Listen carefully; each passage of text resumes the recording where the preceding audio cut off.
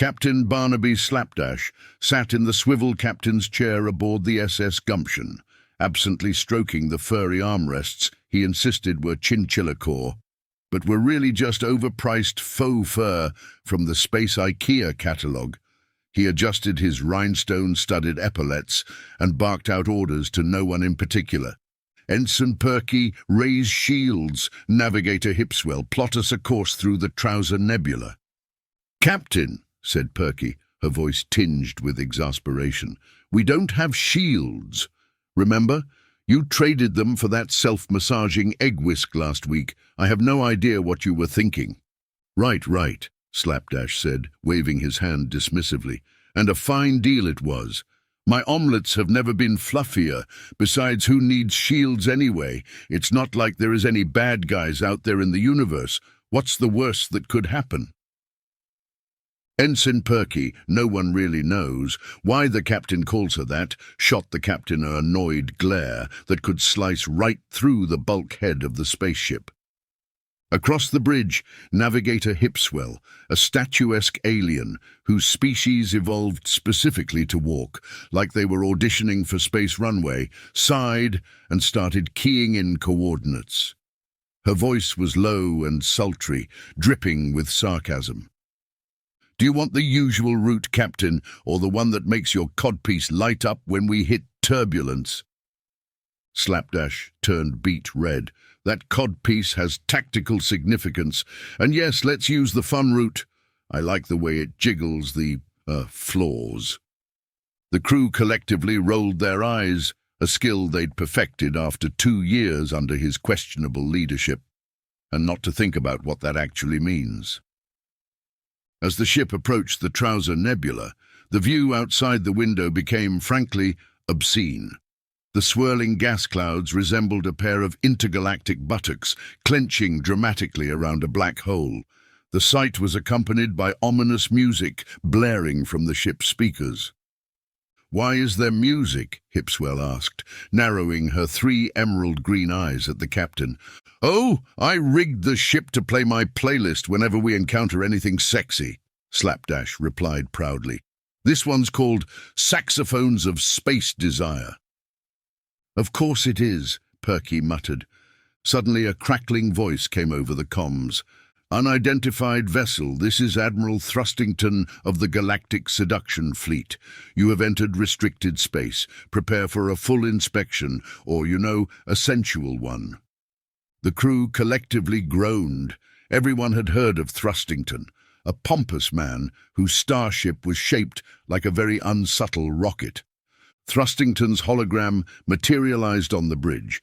He was every bit as ridiculous as they'd feared. A chiseled jaw, a flowing cape made entirely of glitter, and a belt buckle shaped like a heart. He twirled his mustache dramatically and smirked.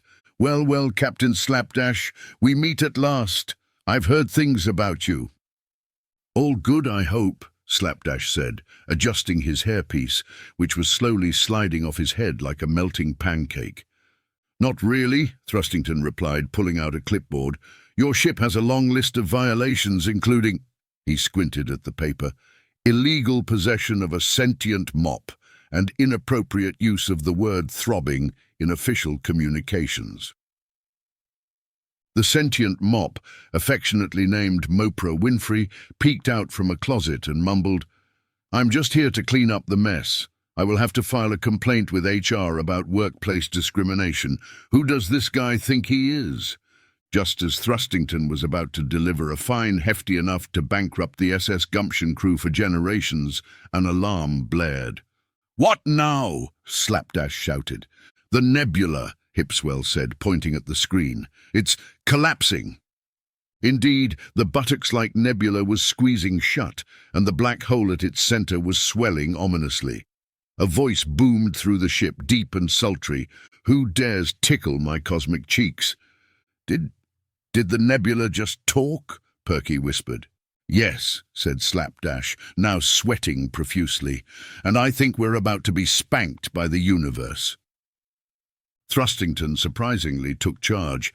"This calls for diplomacy. Luckily, I've trained in the art of sensual negotiations."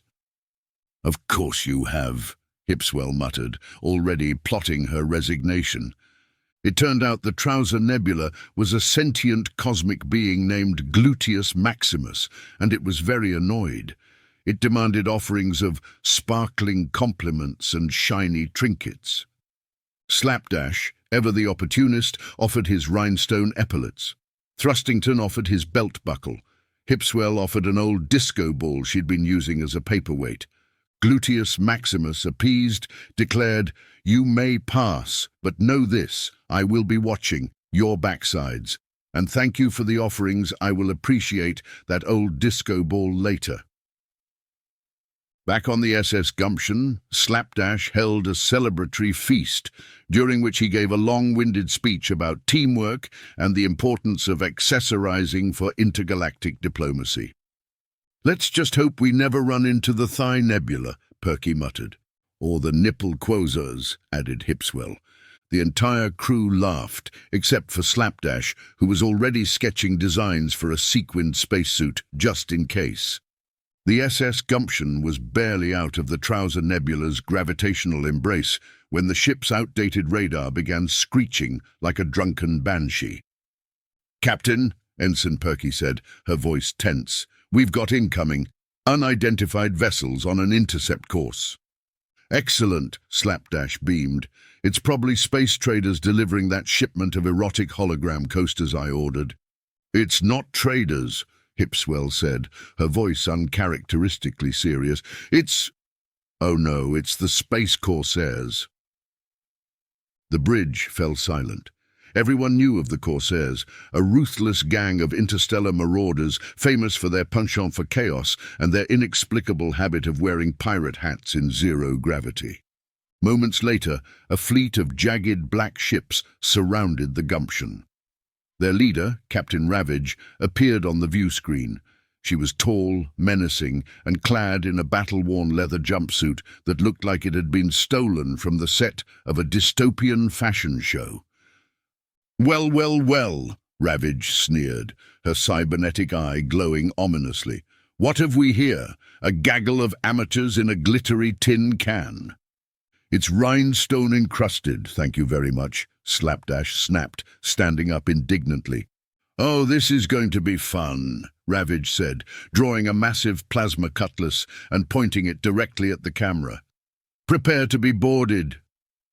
The Corsairs stormed aboard, their boots clanging ominously against the ship's metallic floors. They were a ragtag crew of scoundrels with neon tattoos, spiked shoulder pads, and an alarming number of weaponized sporks. Slapdash tried to greet them with a diplomatic bow, but was immediately tackled by a Corsair wielding a stun baton. "Don't hurt the captain," Perky shouted, hurling a nearby potted plant at the marauder.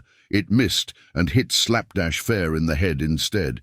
Meanwhile, Hipswell was holding her own, fending off two Corsairs with nothing but a rolled-up star chart and her scathing wit. "This is ridiculous," Slapdash wailed, crawling under a console for cover. "I knew we should have invested in that laser cannon instead of the ship-wide karaoke system." Just when it seemed the Corsairs were about to take over the Gumption, the entire ship shook violently.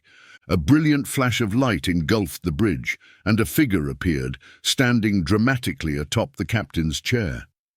The intruder wore a sleek, shimmering suit that shifted colors like an oil slick, a flowing cape made of what appeared to be starlight, and a helmet with a glowing visor shaped like a supernova. "Who the hell is that?" Ravage bellowed, shielding her eyes. The figure struck a heroic pose. "I am the Galactic Glitterati, defender of justice, savior of fools, and the best-dressed entity in this quadrant." The Gumption's crew stared in awe. Slapdash peeked out from under the console, whispering, "I like the cape, very shiny." Without another word, the Galactic Glitterati launched into action. With a flick of their wrist, they unleashed a dazzling array of light beams that disarmed the Corsairs and tied them up in glowing energy ribbons. Ravage snarled, lunging at the Glitterati with her plasma cutlass, but the superhero sidestepped effortlessly, tossing her into the Gumption's janitor closet, where Mopra Winfrey helpfully locked the door. "Not in my broom closet, honey," Mopra muttered. With the corsairs subdued, the glitterati turned their attention to the view screen, where the Trouser Nebula's black hole still loomed ominously. "Corsairs," they said, their voice echoing dramatically, "your reign of terror ends now." With a wave of their hand, the glitterati used some sort of inexplicable cosmic power to open a wormhole directly to Gluteus Maximus. The black hole roared like an angry vacuum cleaner, sucking the corsairs' ships and the corsairs themselves straight into its gravitational maw. "No!" Ravage screamed as she was dragged into the void. "I'll be back!" Her voice was cut off as the wormhole snapped shut. The Gumption's bridge was eerily quiet as the crew stared at their mysterious savior. Thanks," Slapdash said, brushing dust off his uniform. "Can I interest you in joining my crew? We have karaoke night on Fridays."